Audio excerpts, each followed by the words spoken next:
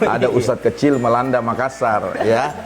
Nah, karena memang waktu itu belum ada ustadz-ustadz yang tampil yang masih muda ya, masih kategori alia lah waktu itu. Biasanya kalau bersahabat berteman dengan penjual parfum akan paling tidak kau tercium juga harumnya. Jadi kalau dakwah sudah sampai, motivasi pun juga akan ikut dengan sendiri. Iya. Dan itu lokasi yang saya naik sampan saja itu turun semua buaya itu, krokodil itu. Ya. Nah, kalau krokodil darat kan kelihatan ini baru turun, baru mulainya begini. Nah, itu. Saya tidak pernah membatasi orang mau kelompok mana saja welcome, tetapi kita harus punya plat pribadi. Ya, harus ada plat pribadi, harus plat hitam. Apapun yang kita mau harus lakukan itu harus kembali bahwa saya ini Ahlussunnah wal Jamaah, saya ini Sunni. Ya, ada plat hitam. Jadi ada warna tertentu yang orang itu tidak perlu dia bertanya kepada saya. Iya, oh Ustaz Rahman Qayyum itu Ahlussunnah wal Jamaah, tetapi dengan plat hitam itu dia sudah tahu, oh saya plat hitam. Iya. Umat itu plat kuning, dia mau ambil dari mana saja silakan. Iya, dia mau ada di halte dia ambil, Ustadz ini di sana, dari sini, Muhammad dia boleh pakai, ini boleh pakai, silakan, karena dakwah itu harus sampai. Iya, tapi saya lihat sekarang kadang-kadang sudah jadi plat kuning terus, ada juga yang jadi plat merah. Ada Ustadz Kiai sudah plat merah terus. Di pejabat saja yang ada, ya. Jangan. Iya, karena itulah saya selalu katakan, jadi penasehat gubernur, penasehat wali kota, apa semua dari sekian banyak ulama yang ada, kok kenapa bisa Ustaz Rahman Qayyum menjadi penasehat spiritual seperti itu, padahal sekian banyak ulama, sekian banyak. Tapi saya berpikir bahwa mereka tidak berpikir da'ul mafasid ala jalbil masalih. Artinya satu, kalau kita kuasai dalam arti kata kebijakan-kebijakan berdampak rahmat bagi umat Islam, kenapa tidak kita warnai itu? Iya. Betul. Iya. Nah, jadi itu tadi mungkin suka dukanya kita berdakwah, dakwah itu harus sampai. Nah, kemudian mungkin pertanyaan terakhir ini, apa sih itu Rahman Qayyum Center? Oh iya. Jadi saya begini, saya lihat manajemennya harus kita profesional. Profesional dalam arti kata bahwa kita bicara tentang bagaimana agama yang mau disampaikan. Sponsor-sponsor dalam berdakwah itu harus ada. Kenapa? Karena sampai, dia sudah bukan bicara dakwah sampai lagi, tapi sampai dakwah ke sana. Untuk sampai ke sana itu kita harus ada input yang masuk. Kultur sosial masyarakat itu seperti apa? Tidak boleh kita punya ceramah yang dari sini dibawa ke sana, karena mempengaruhi kultur budaya seseorang.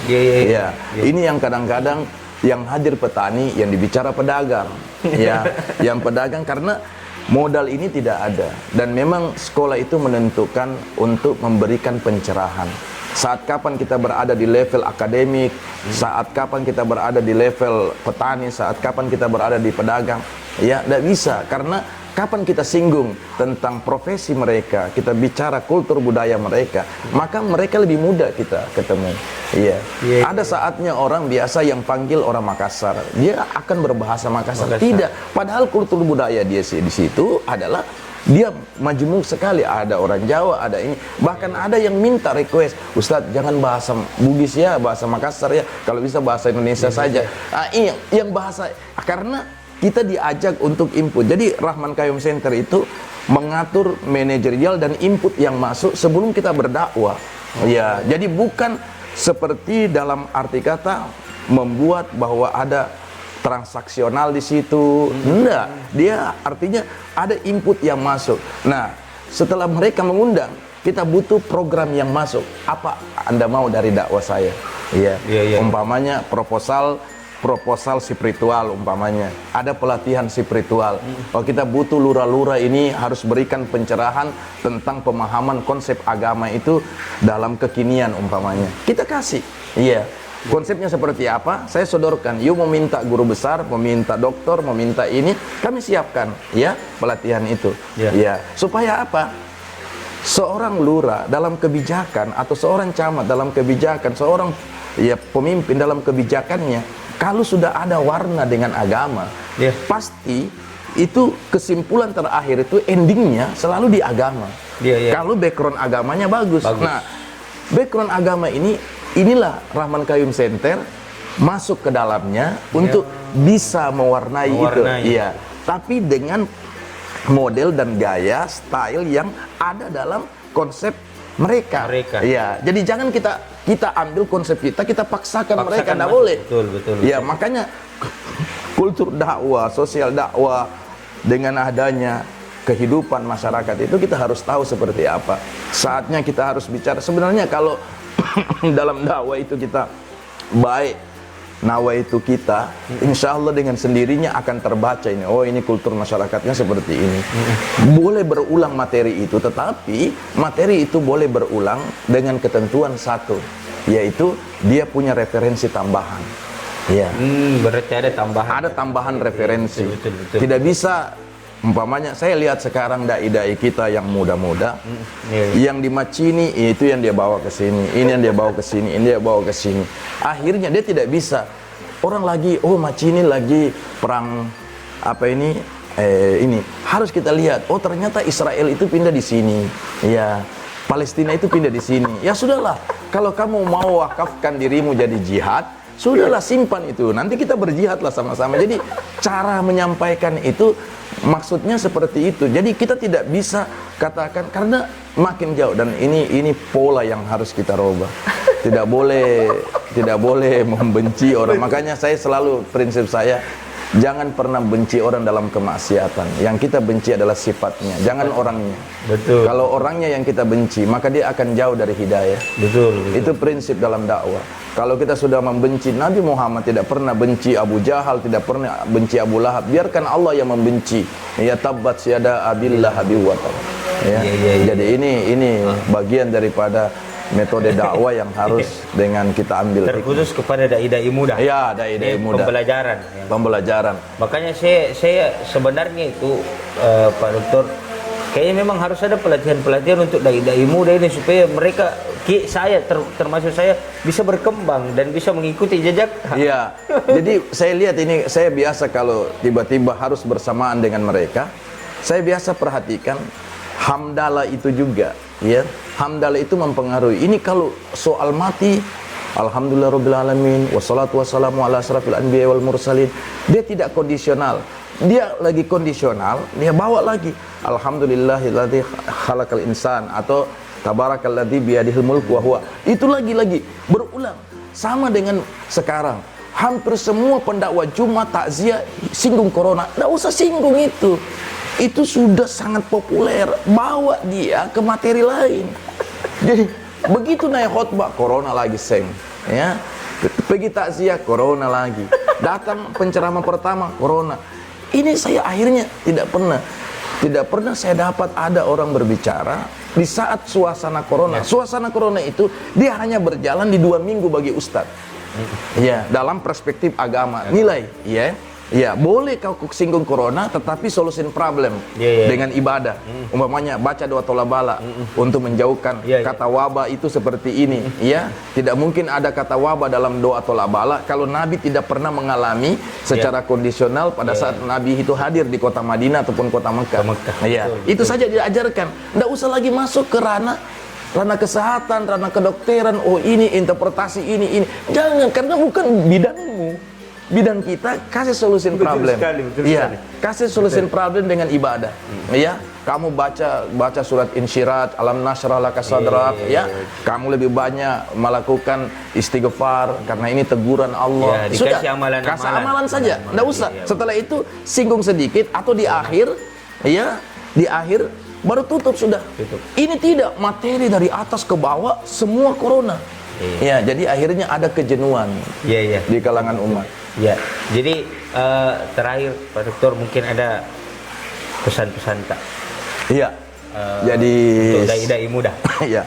Saya minta bahwa dai itu mengajak, ya. Tetapi tidak semua dai itu ustadz. Iya. Kalau ustadz itu sudah pasti dai. Iya. Maka dai itu siapa saja boleh mengajak. Penjual obat lebih hebat dari orator. Penjual obat lebih hebat dari dai, penjual obat lebih hebat dari ustadz. Kenapa? Karena umat tidak ada dipanggil oleh penjual obat dengan retorika dan mimik bicara yang begitu hebat. Dia cuma tampilkan saja buaya di depan dia, membuat orang datang membeli obatnya. Kita ustadz, kita dai, kita kiai dan lain sebagainya, ada umat baru diceramain. Tapi penjual obat tidak ada sama sekali. Mereka dengan jarak jauh, hiku-piku orang di pasar, bisa dikendalikan mindset pikirannya untuk melihat penjual obat cuma karena melihat krokodilnya, melihat buayanya. Tapi dari buaya itulah dia mainkan peran dia untuk bisa menjadi, walaupun memang ada teknis-teknis marketing yang dia buat. Biasanya yang beli obat itu adalah temannya sendiri kan.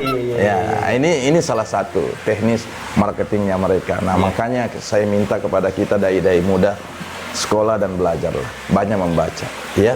Karena kalau kita plagiat terus, kemudian mengambil dari YouTube, kemudian dikumpulkan 3 YouTube baru disampaikan, aduh, ini saya bilang kalau ada satu kitab masih ada di kantor itu, saya baru beli, itu salah satu diantaranya adalah referensi tentang kematian. Karena saya lihat ternyata kalau baca tentang kematian itu At-Tazkirah dengan Ibnu Qayyim Al-Jauzi, kitab Ar-Ruh itu, dengan ada satu kitab lagi sama kitab Al-Azkar An-Nawawi, ya, itu luar biasa kalau kita pakai itu untuk berdakwah. Itu 3 saja dikombain sama-sama, jalan itu. Iya, dan itu luar biasa.